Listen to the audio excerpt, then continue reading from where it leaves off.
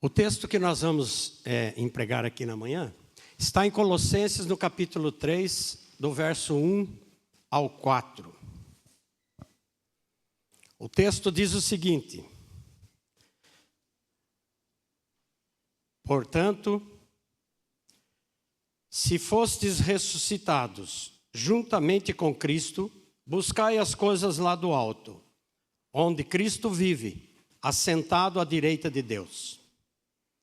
Pensai nas coisas lá do alto, não nas que são aqui da terra, porque morrestes e a vossa vida está oculta juntamente com Cristo em Deus.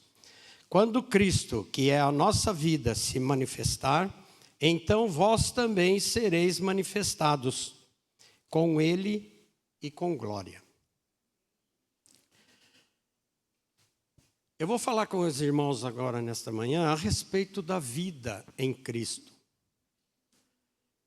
E nós temos em Cristo, de Cristo, a gloriosa promessa de uma vida abundante.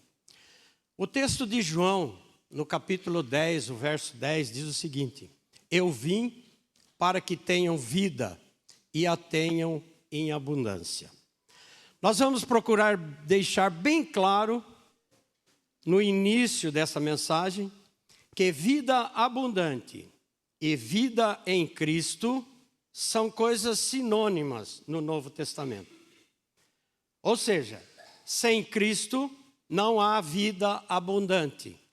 E onde há vida abundante, certamente Cristo está presente. Também demos ênfase à ideia de que vida abundante não pode ser confundida com uma vida sem problemas. Mas ela é uma vida com propósitos. Que vida abundante é uma vida com sentido. Com o transbordar de Deus em nossos corações e que isso depende de circunstâncias externas. A vida abundante é uma condição da alma em comunhão com Deus. Por favor, lembre-se disso. Vida abundante é uma condição da alma em comunhão com Deus. Nós vamos começar a nossa mensagem de hoje com uma pergunta, ou duas, que são as seguintes: por que muitas vezes nós, e alguns crentes como nós, não manifestamos em nossas vidas possuir vida abundante?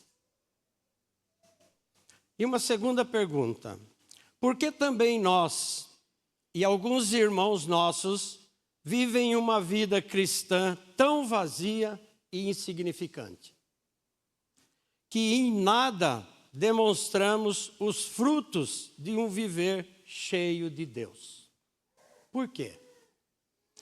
Há duas possíveis respostas a esta indagação. A primeira é que alguns crentes pensam que são crentes, mas na verdade não são. Essa é a desgraça do auto-engano. O texto de Jeremias, no capítulo 17, no verso 9, diz o seguinte: enganoso é o coração do homem, mas que todas as coisas, desesperadamente corrupto, quem o conhecerá?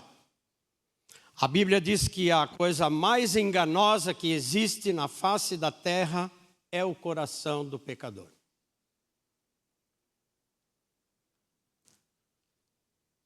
Vou fazer uma brincadeira aqui. O nosso coração, ele engana mais do que um discurso de político brasileiro, em época de eleição, principalmente.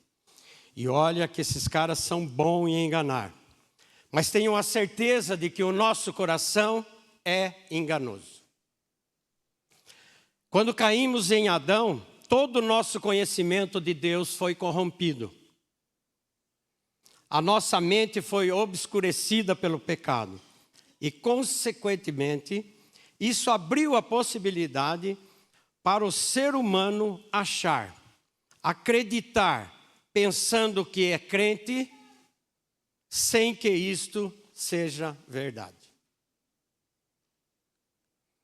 Não devemos esquecer que a maioria dos apelos que os profetas do Antigo Testamento fizeram à conversão, pregando para as pessoas, diziam: convertam-se, convertam-se.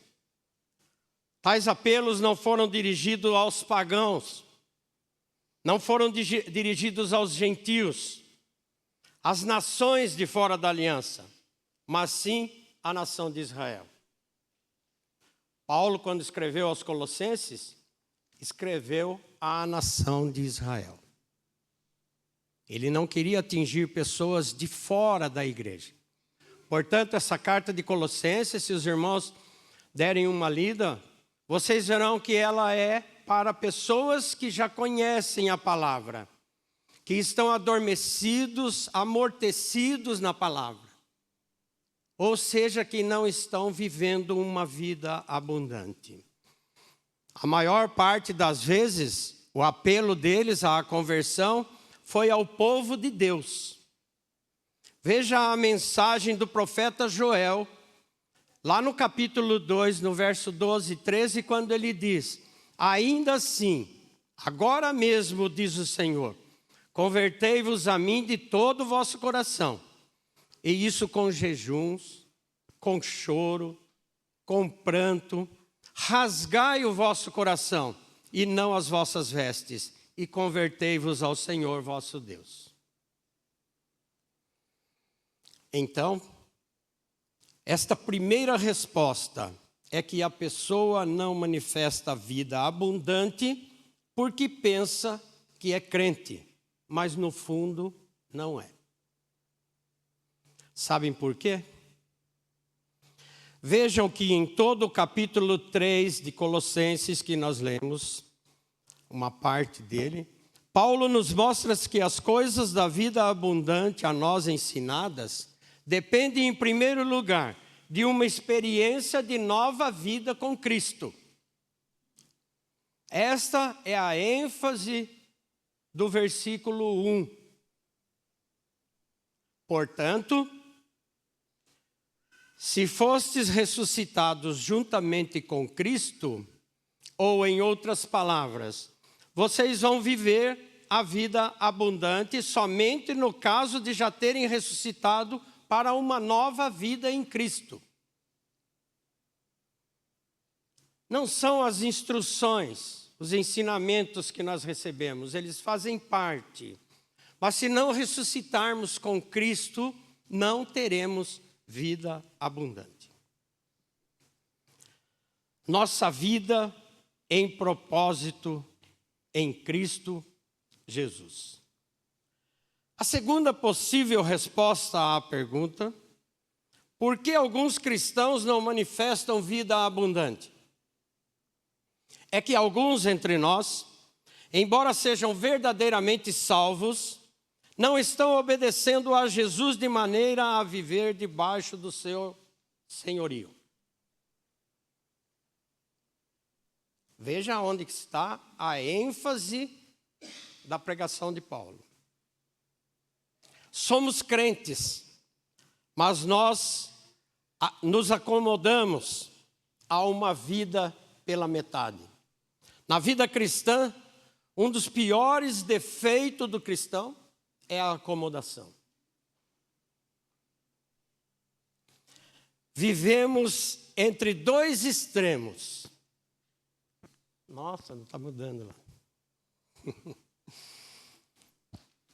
Nascemos para a nova vida, mas pensamos que ser cristão é apenas vir à igreja.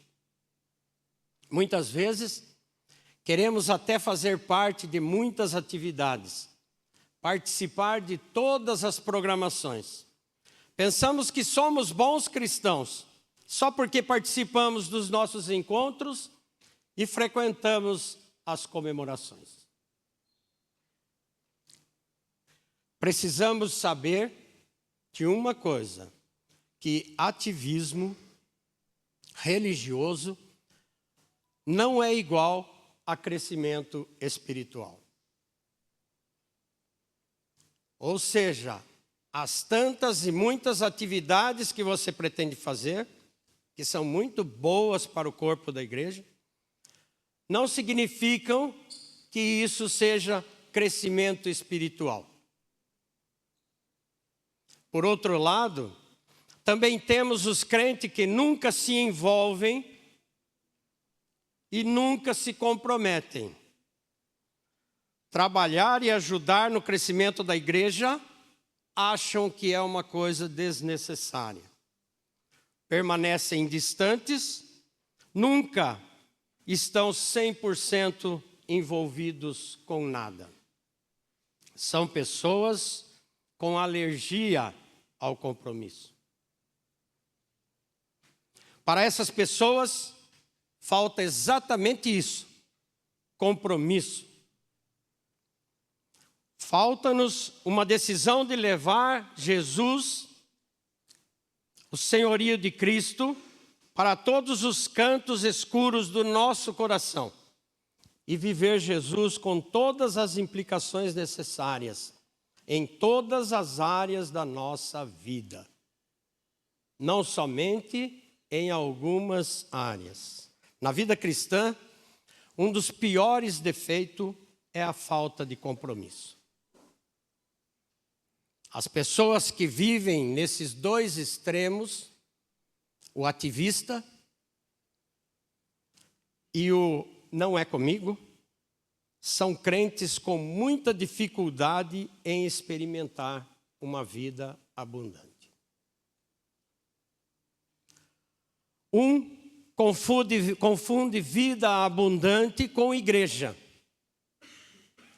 O outro acha que é possível vida abundante sem uma entrega total. As pessoas desses dois extremos vivem numa letargia espiritual e mornidão da fé, que é a exortação de Apocalipse muito oportuna nesse momento.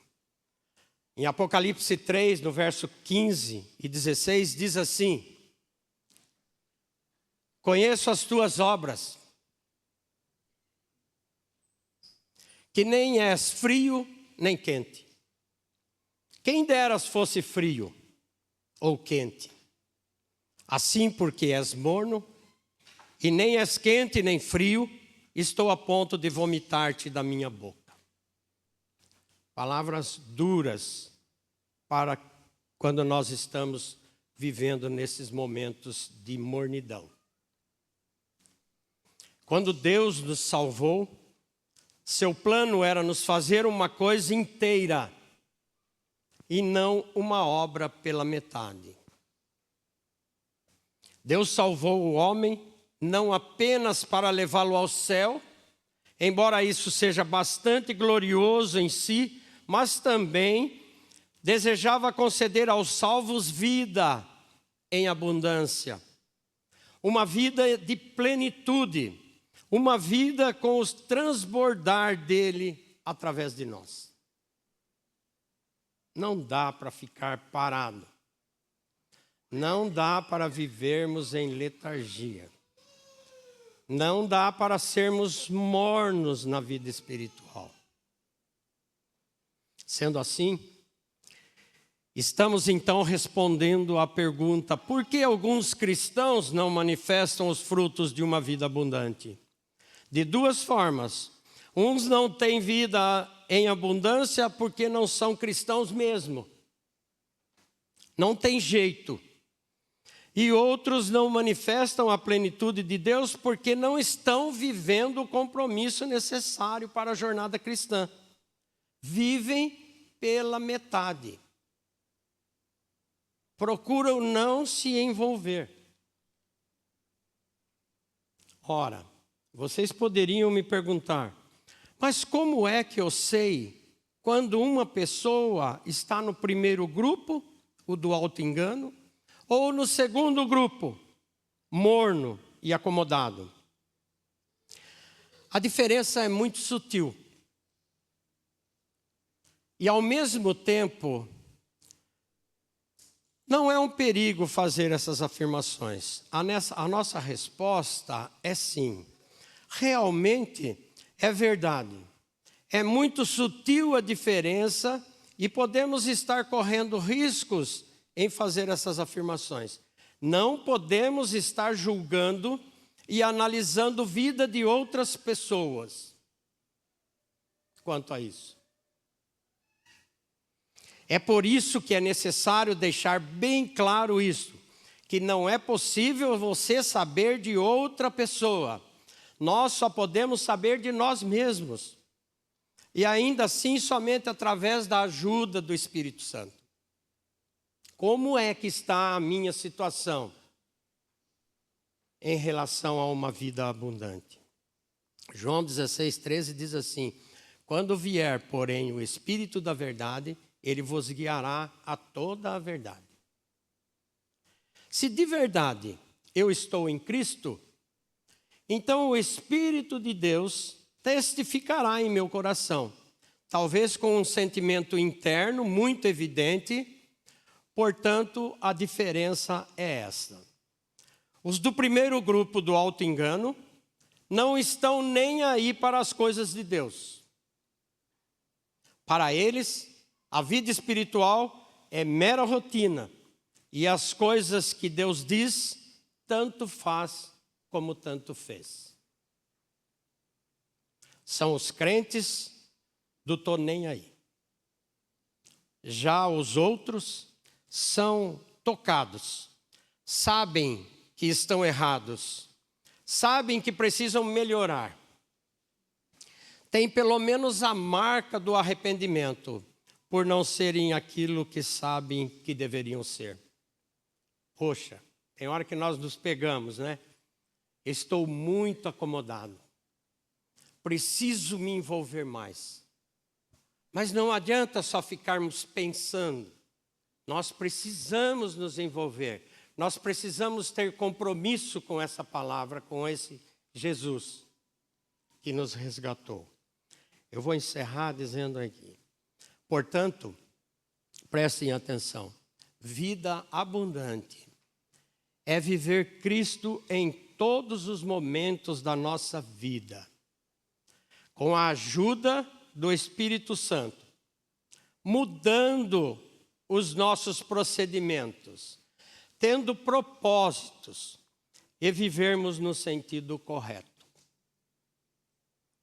com o transbordar de Cristo em nossos corações. Amém?